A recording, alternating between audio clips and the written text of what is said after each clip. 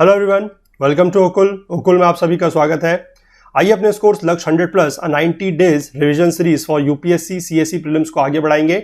Day 66 पे हम लोग पहुंच चुके हैं। 66th डे आज रहने वाला है और जैसे कि हमने पिछले दिन से यानी कि कल के दिन से हमने ज्योग्राफी को स्टार्ट किया है, भूगोल स्टार्ट किया है और आज उसी का रहेगा पार्ट सेकंड। ठीक है, और जियोमॉर्फोलॉजी का टॉपिक जो है वो आज हम एक और दिन कवर करेंगे और कल से हम इसमें ज्योग्राफी का जो सेकंड पोर्शन है, ठीक है, जो सेकंड पोर्शन होगा मतलब क्लाइमेटोलॉजी और ओशियोनोग्राफी को लेकर हम उसको इसमें कवर करेंगे। ठीक है, तो जियोमॉर्फोलॉजी का कल एक पार्ट हमने किया था। अगर वो वीडियो आप लोगों ने नहीं देखा है, ठीक है, तो जाके आप लोग प्लेलिस्ट के थ्रू वो वीडियो चेकआउट कर सकते हैं। और बाकी ज्योग्राफी को लेकर मैंने आपसे ये बातें बोली हैं कि अगर आपको कोई भी प्रॉब्लम होती है, ठीक है, फिजिकल ज्योग्राफी में किसी भी चीज में अगर आपको कोई भी प्रॉब्लम होती है तो आप हमारा जो डिस्क्रिप्शन बॉक्स में हमने पूरी की पूरी फिजिकल ज्योग्राफी, ह्यूमन ज्योग्राफी और जो भी यहाँ पर ज्योग्राफी चल रही है इस चैनल पर, इस प्लेटफॉर्म पर, उन सब का लिंक हमने नीचे डिस्क्रिप्शन बॉक्स में दिया हुआ है, तो वहां से जाके आप वो चीज कवर कर सकते हैं। ठीक है, सारे के सारे कंसेप्ट जो है बड़े डिटेल में डिस्कस किए गए हैं।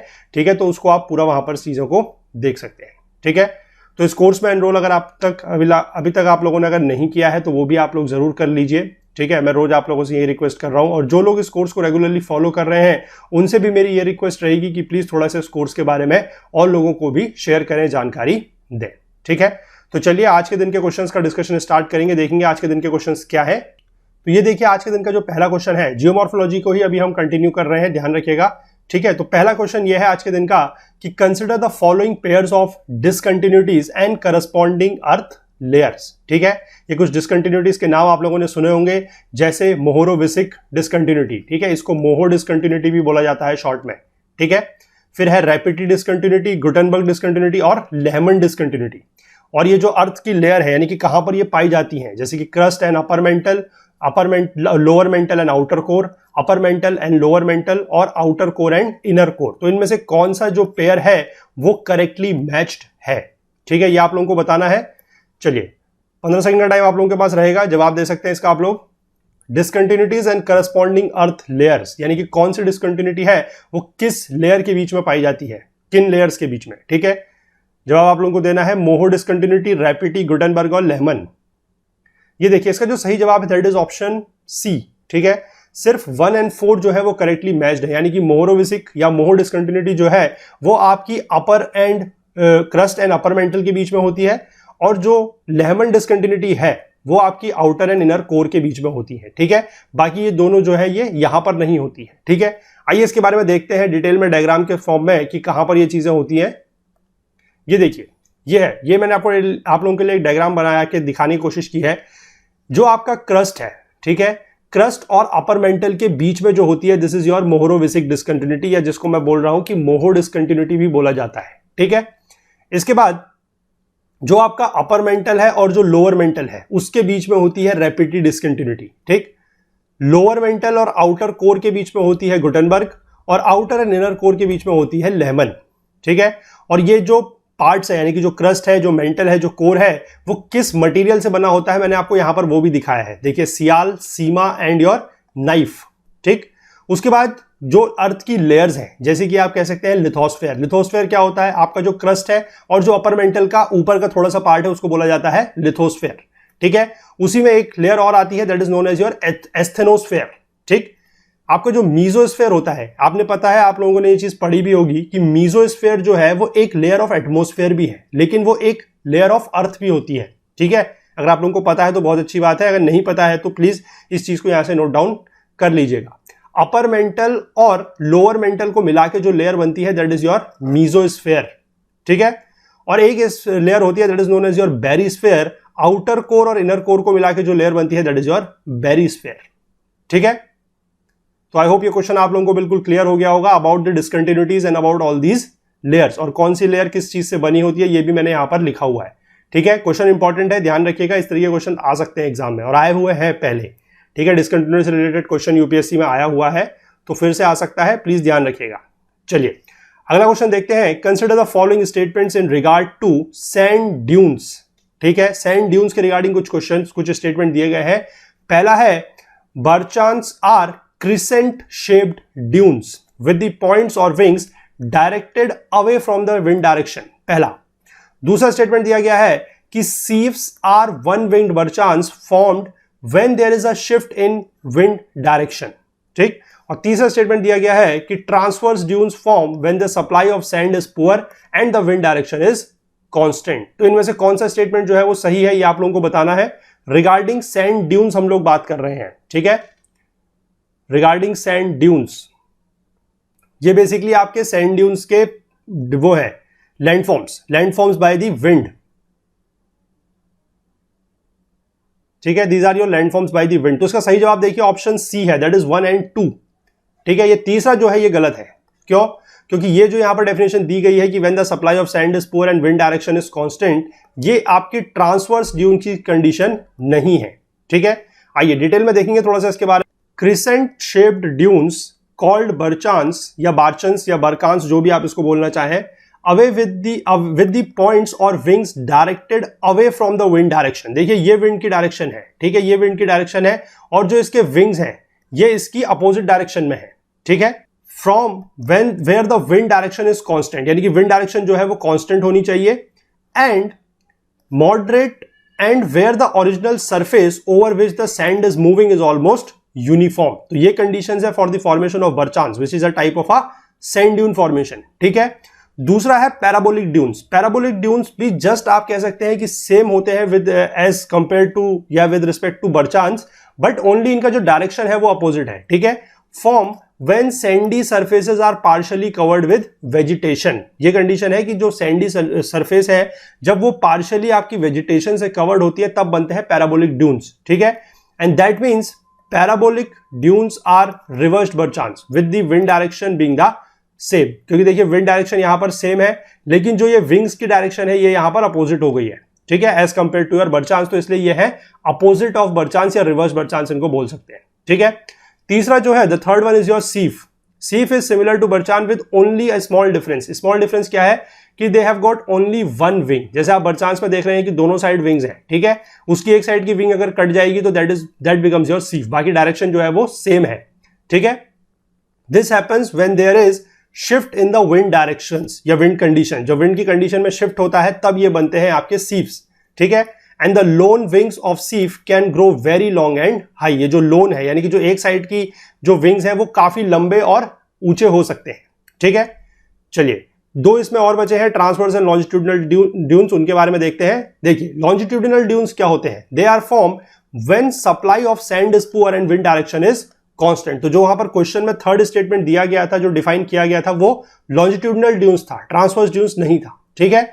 दे appear as long ridges of considerable length but low in height. तो इनकी कंडीशन आप देखिए, इस तरीके के क्वेश्चंस में क्या है कि आपको मैं ये इंफॉर्मेशन क्यों दे रहा हूं, आपको ध्यान रखना है पहली चीज तो इमेज के साथ इमेज अपने माइंड में रखनी है कि किस तरीके से कौन सा दिखता है, ठीक है। तो आधी तो प्रॉब्लम आपकी वहीं से सॉल्व हो जाएगी, ठीक है। और दूसरी चीज ये है कि आप ये कौन सी जो किस टाइप का ड्यून है वो कब बनता है ये आपको पता होना चाहिए, ठीक है। कंडीशन क्या है, जैसे कि यहां पर दिया गया है कि supply of sand is poor and the wind direction is constant, ये लॉन्जिट्यूडिनल ड्यून्स बनने की कंडीशन है, ठीक है। और बाकी क्या है कि इनकी जो लेंथ है वो ज्यादा हो सकती है और हाइट जो है वो कम होती है, लो हाइट के होते हैं ये, ठीक है। तो ये ध्यान रखेंगे आप। इसके बाद जो अगला है that is your transverse dunes are aligned perpendicular to the wind direction, ठीक है। आप देख सकते हैं कि इसमें क्या है, लॉन्जिट्यूडिनल ड्यून्स में जो डायरेक्शन ऑफ विंड है और जो इनकी डायरेक्शन बन रही है वो सेम है, ठीक है, पैरेलल है। और यहां पर आप कह सकते हैं कि जो विंड की डायरेक्शन है और जो ये ट्रांसवर्स ड्यून्स बन रहे हैं ये एक दूसरे के परपेंडिकुलर है, ठीक है। तो these dunes form when the wind direction is constant and the source of wind is an elongated feature at right angles to the wind direction, ठीक है, राइट एंगल्स पे है, परपेंडिकुलर है, they may be very long and low in height। तो इनकी almost अगर appearance की अगर हम बात करें लॉन्जिट्यूडिनल ड्यून्स की और ट्रांसवर्स ड्यून्स की, तो वो दोनों एक जैसे ही हैं, मतलब उनकी जो लेंथ है वो ज्यादा है, ठीक है, और हाइट जो है वो छोटी है, लो हाइट है। लेकिन फर्क सिर्फ यही है कि लॉन्जिट्यूडिनल ड्यून्स आपके विंड की डायरेक्शन में बनते हैं और ट्रांसवर्स ड्यून्स जो है वो विंड के परपेंडिकुलर डायरेक्शन में होते हैं, ठीक है। आई होप ये आप समझ गए होंगे। चलिए अगला क्वेश्चन देखेंगे। अगला क्वेश्चन है कुछ रॉक्स को देकर, कुछ रॉक्स के नाम यहां पर दिए गए हैं, जैसे कि देखिए basalt, gabbro, shale, chalk, chert and syenite, ठीक है। अब उनमें से आपको सही स्टेटमेंट बताना है, choose the correct statement from those given below. Statement क्या दिया हुआ है, क्लासिफिकेशन को लेकर तीन रॉक्स के नाम यहां पर दिए गए हैं, igneous rocks, sedimentary rocks and metamorphic rocks. आपको इन 6 रॉक्स जो यहां पर नाम दिए गए हैं उनमें से यह बताना है कि कौन सा रॉक जो है वो किस कैटेगरी का है, ठीक है। तो 15 सेकंड का टाइम आप लोगों के पास। आप लोग बता सकते हैं कि कौन सा रॉक जो है वो किस कैटेगरी का आता है, basalt, gabbro, shale, chalk, chert and syenite. ठीक है, क्वेश्चन इंपॉर्टेंट है, क्वेश्चन इंपॉर्टेंट है मैं कहूंगा। ठीक है, चलिए देखिए डी इसका सही जवाब है, क्योंकि 1 एंड 2 जो है these are your igneous rocks, यानी कि बसाल्ट और गैब्रो जो है ये आपके इग्नियस रॉक्स है। शेल, चॉक एंड चर्ट जो है these are your sedimentary rocks, और सियानाइट जो है this is your metamorphic rock. ठीक है, आइए थोड़ा सा देखते हैं और टाइप के रॉक्स के बारे में भी इसमें। देखिए यहां पर आपको कुछ एग्जांपल्स दिए गए हैं इग्नियस रॉक्स के, जैसे कि ग्रेनाइट, गैब्रो, पैग्मेटाइट, बसाल्ट और वोल्केनिक ब्रेसिया एंड टफ। ये सारे के सारे एग्जांपल्स है इग्नियस रॉक्स के। ठीक है, depending upon the mode of formation जो सेडिमेंट्री रॉक्स होते हैं उनको 3 ग्रुप्स में डिवाइड किया जाता है, जैसे कि क्या क्या है। पहला है मैकेनिकली फॉर्म्ड, मैकेनिकली जो फॉर्म्ड होते हैं they are your sandstone, conglomerate, limestone, shale and loess. ठीक है, ये हैं आपके मैकेनिकली फॉर्म्ड। इसके बाद अगर हम बात करें ऑर्गेनिकली फॉर्म्ड, वो है आपके गीजराइट, चॉक, लाइमस्टोन एंड कोल। तो ध्यान रखिएगा कोल जो कोयला होता है that is also a sedimentary rock. ठीक है, केमिकली फॉर्म्ड की अगर हम बात करें तो chert, limestone, halide and potash, ये जो है ये केमिकली फॉर्म्ड है। ठीक है, इसके बाद अगर हम बात करें मेटामॉर्फिक रॉक्स की तो जिनोइड, सॉरी नीज, इसको नीज बोला जाता है, वैसे नीजॉइड लिखा हुआ है, ये नीज होता है ये। ठीक है, नीज आपने नाम सुना होगा, नीज। ठीक है, granite, syenite, slate, schist, marble and quartzite, ये आपके कुछ कॉमन एग्जांपल्स हैं मेटामॉर्फिक रॉक्स के। और ये सारे के सारे जितने भी नाम यहां पर इस पूरी की पूरी स्लाइड में दिए गए हैं इग्नियस, सेडिमेंट्री, मेटामॉर्फिक, तीनों ही रॉक्स के, ये सारे का सारा जो डेटा है ये एनसीईआरटी से लिया गया है। ठीक है, तो ऑथेंटिक डेटा है।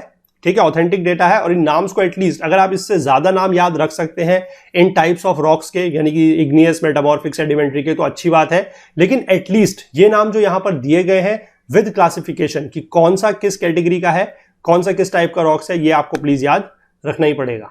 ठीक है, चलिए अगला क्वेश्चन देख लेते हैं जल्दी से। क्या है, चौथा क्वेश्चन देखते हैं।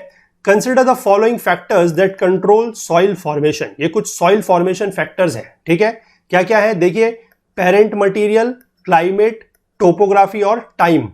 अब इनमें से आपको यह बताना है कि एक्टिव कंट्रोलिंग फैक्टर्स कौन से हैं, क्योंकि हमें पता है कि जो सॉइल फॉर्मेशन के फैक्टर्स होते हैं, कंट्रोलिंग फैक्टर्स, उसमें 2 तरीके के फैक्टर्स होते हैं, passive factors and active factors. तो यहां पर पूछा गया है ये 4 में से एक्टिव कौन सा है।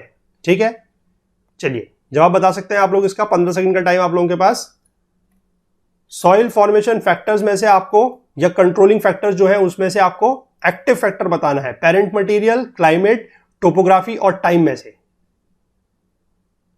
ये देखिए इसका सही जवाब जो है दैट इज योर बी। ठीक है, बी यानी कि क्लाइमेट। ठीक है, सिर्फ क्लाइमेट जो है इनमें से, इन चारों में से क्लाइमेट जो है वो सिर्फ एक्टिव कंट्रोलिंग फैक्टर है, बाकी तीनों के तीनों ये पैसिव है। ठीक है, आइए थोड़ा सा इसके बारे में देखते हैं क्या है।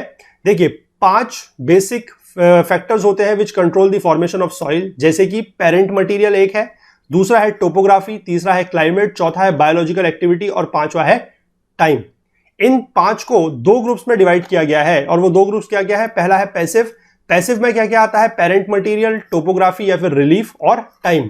ठीक, और एक्टिव में क्या क्या आता है, क्लाइमेट और बायोलॉजिकल एक्टिविटी। बायोलॉजिकल एक्टिविटी के अंदर इंक्लूडेड है आपके वेजिटेशन एंड ऑर्गेनिज्म। अब पहले ये जानते हैं कि ये पैसिव और एक्टिव का मतलब क्या है। ठीक है, देखिए passive controlling for soil forming factors जो है are those which represent the source of soil forming mass, कि जो सॉइल है, जो मिट्टी है, उसका जो सोर्स है वो क्या है।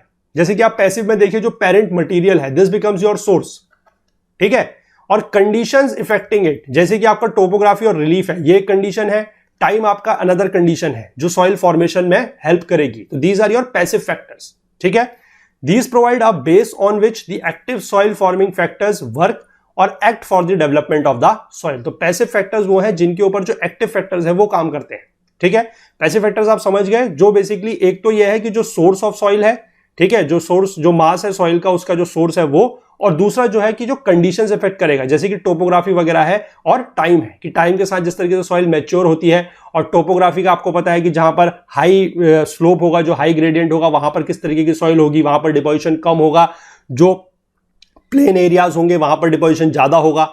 ठीक है, तो ये बेसिकली कंडीशंस को इफेक्ट करते हैं, तो these becomes your passive factor. इसके बाद हम बात करते हैं एक्टिव सॉइल फॉर्मिंग फैक्टर्स की। ये वो होते हैं which supply the energy that acts on the mass for the purpose of soil formation. ये बेसिकली एनर्जी सप्लाई करते हैं, जैसे कि क्लाइमेट है, क्लाइमेट किस तरीके से एनर्जी सप्लाई करेगा।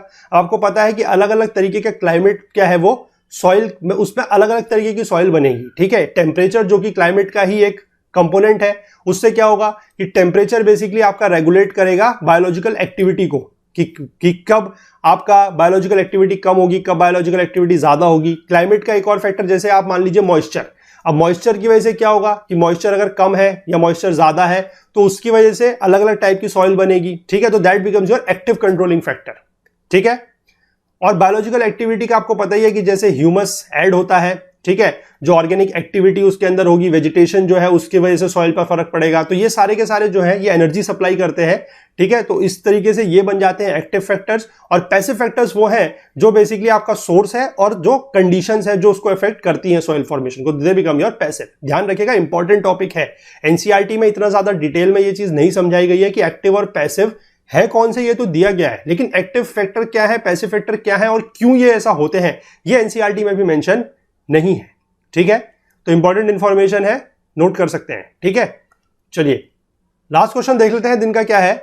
विच of the following statements is or are correct regarding the karst topography. Karst topography होती है एक, उसको लेकर कुछ स्टेटमेंट्स दिए गए हैं, आपको कौन सा सही है कौन सा नहीं है ये बताना है, ठीक है। पहला है कि it is the result of the action of ground water, ground water के एक्शन का ये रिजल्ट है through the processes of solution and deposition, ठीक।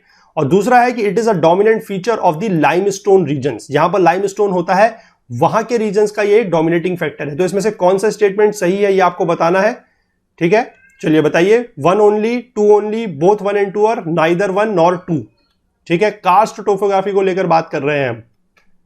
सही जवाब आप लोग बता सकते हैं इसका क्या होगा।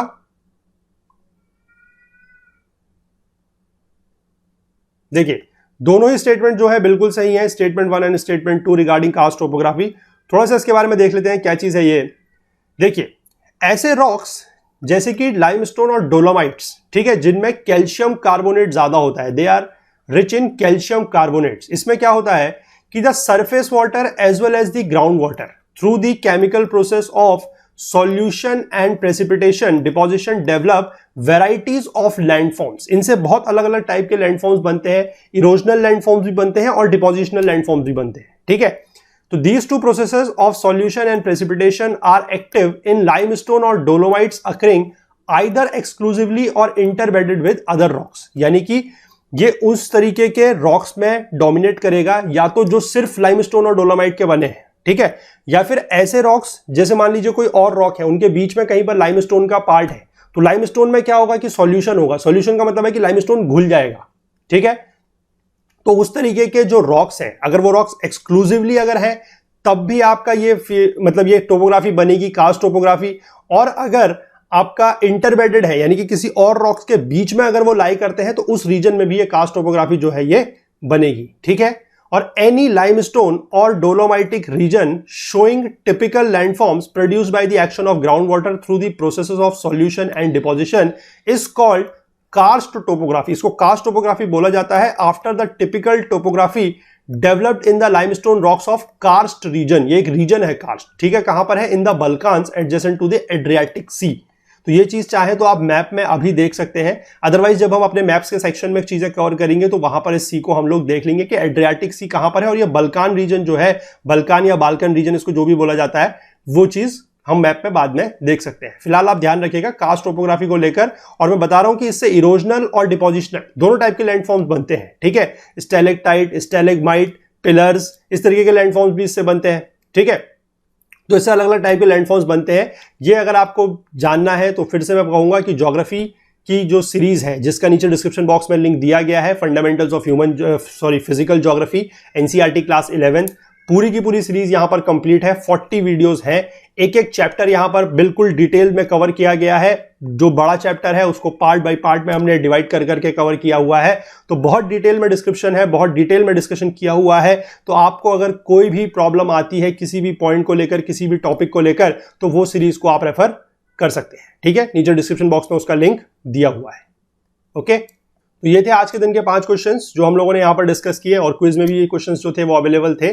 तो फिर से मैं वही कहूंगा कि अगर आप लोगों को वीडियो पसंद आ रहे हैं, क्विज में क्वेश्चंस पसंद आ रहे हैं, तो प्लीज इसको लाइक कीजिए, अपने फ्रेंड्स अपने कलीग्स के साथ ज्यादा से ज्यादा इस चीजों को शेयर कीजिए, ठीक है। और अगर कोई भी कमेंट है, कोई फीडबैक आप हमें देना चाहते हैं, कोई डाउट है, कोई क्वेरी है, तो नीचे कमेंट सेक्शन में प्लीज जरूर लिखिए। और नीचे डिस्क्रिप्शन बॉक्स में कुछ लिंक्स और दिए गए हैं जिसके थ्रू आप हमें अपना फीडबैक दे सकते हैं। और आप ये भी हमें बता सकते हैं कि इस प्लेटफॉर्म पर, इस ओकुल के प्लेटफॉर्म पर आप हमसे किस चीज के बारे में और है, मतलब किस चीज के बारे में और जानना चाहते हैं, क्या आप हमसे कुछ और पढ़ना चाहते हैं, वो भी आप यहां पर बता सकते हैं, ठीक है। फिलहाल यहां पर ज्योग्राफी चल रही है, हिस्ट्री के कुछ वीडियोस पड़े हुए हैं जो अभी रनिंग में नहीं है लेकिन पुराने हैं, काफी अच्छे वीडियोस हैं एंशिएंट हिस्ट्री के, वो आप जाके देख सकते हैं। इंडियन पॉलिटी यहां पर अभी कुछ, मतलब आप कह सकते हैं कि जस्ट स्टार्ट हुई है, तो धीमे धीमे उसको भी आप चीजें देखना स्टार्ट कीजिए, इंडियन पॉलिटी। और एक बार अगर वो चीजें आप लोगों को पसंद आएंगी तो इंडियन पॉलिटी का भी मैं आपको अश्योर करता हूं कि एक फुल कोर्स हम लोग लेके आएंगे which will be very useful for UPSC, SSC and PCS exams, ठीक है।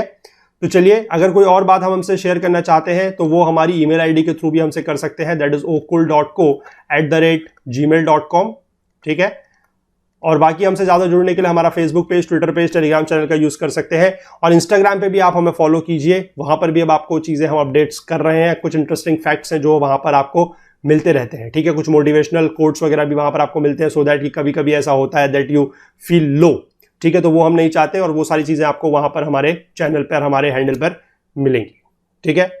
सारे के सारे लिंक्स जो है नीचे डिस्क्रिप्शन बॉक्स में दिए गए हैं, कहीं पे भी आपको ज्यादा कुछ चीजें सर्च करने की जरूरत नहीं पड़ेगी, सारे के सारे लिंक्स हैं डिस्क्रिप्शन में, वहां से क्लिक करके आप चीजें फॉलो कर सकते हैं, ठीक है। तो कल के दिन में मिलेंगे, जियोमॉर्फोलॉजी कंप्लीट होता है, ज्योग्राफी को अभी हम आगे कंटिन्यू करेंगे, कल हम ओशियानोग्राफी या क्लाइमेटोलॉजी के क्वेश्चंस यहां पर डिस्कस करेंगे, ठीक है। तो चलिए मिलते हैं कल के दिन में, तब तक के लिए अपना बहुत बहुत ख्याल रखिएगा, please do take care of yourself, thank you, have a nice day, good night.